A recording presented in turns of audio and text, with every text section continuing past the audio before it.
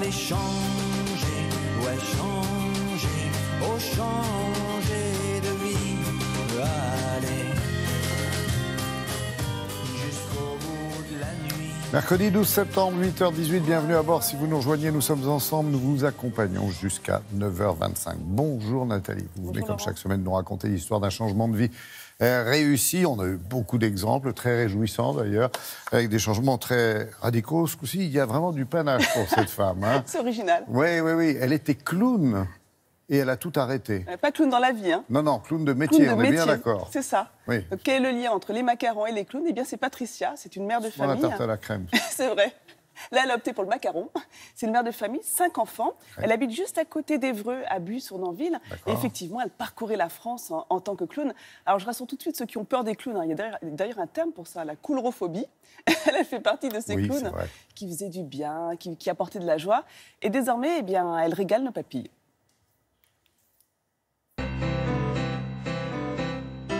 Derrière le calme apparent se cache une équipe qui n'a pas fermé l'œil de la nuit.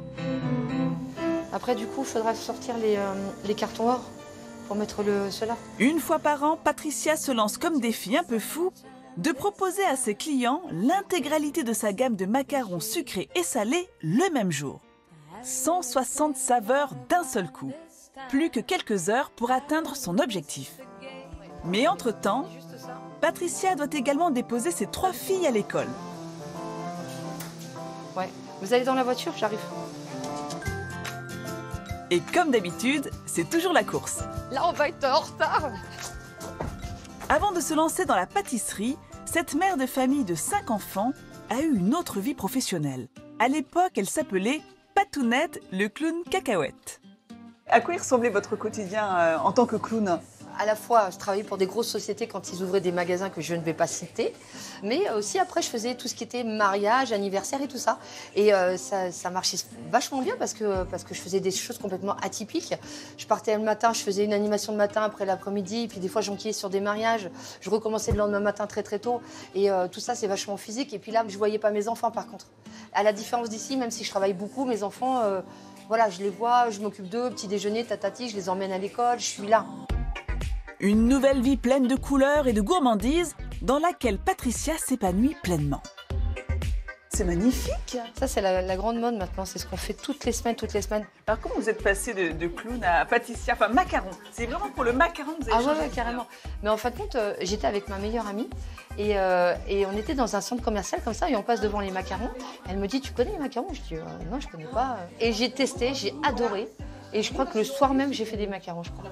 Et là, vous êtes dit, je quitte tout et je change de vie et hop, je lance dans la pâtisserie. Carrément. Et vous avez suivi des cours de pâtisserie? Rien du tout, je suis complètement autodidacte. Non, ça m'est pris comme ça. Mais ça a été une décision, j'imagine, difficile à prendre. Ah ouais. Ouais, mais je voulais une qualité de vie. Je voulais au moins savoir pourquoi je me lève le matin. Quelque chose qui n'est pas un boulot alimentaire comme beaucoup. Je crois que puis arrivé à la quarantaine, on a envie de faire quelque chose vraiment qui nous passionne, quoi. Ouais. Au début, j'avais un labo de 20 mètres carrés. J'étais toute seule. Et puis après, un an après, voilà, j'ai embauché. Après, on a fait le salon de thé. Et puis là, j'ai ouvert un laboratoire qui fait le double de ce que j'avais. Et puis qui est trop petit. Et que là, maintenant, il va falloir que j'embauche au moins 4 personnes. Et à aucun moment, je regrette le choix que j'ai fait, quoi. À aucun moment, quoi. Au contraire, ça me donne une patate. Plus ça va et plus j'ai envie encore de leur proposer plein de choses et tout ça. Ah ouais, non, vraiment, c'est vrai. Hein. Alors, chère madame, à nous.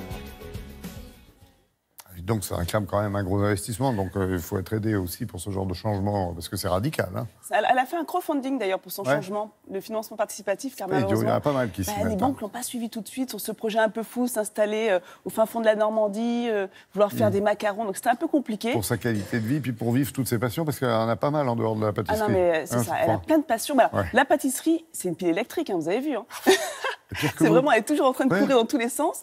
Elle donne des cours de cuisine également, enfin des cours de macarons. Elle a même sa chaîne sur Internet, donc elle dispense ses cours, mais c'est vrai, avec des vidéos qui peuvent atteindre les 200 000 vues. Non, elle va comme ça dans tous les sens. Sa petite entreprise ne cesse de prendre de l'ampleur. C'est une vraie passionnée. Et là encore, c'est un changement de vie heureux. Ouais, et puis choisir la pâtisserie, c'est assez à la mode aussi. Il y a pas mal de gens qui s'éclatent à faire des gâteaux. C'est ça. Et elle a vraiment choisi un produit que le macaron. C'est beaucoup plus simple à contrôler. Ça tombe bien, on aime bien. C'est délicieux.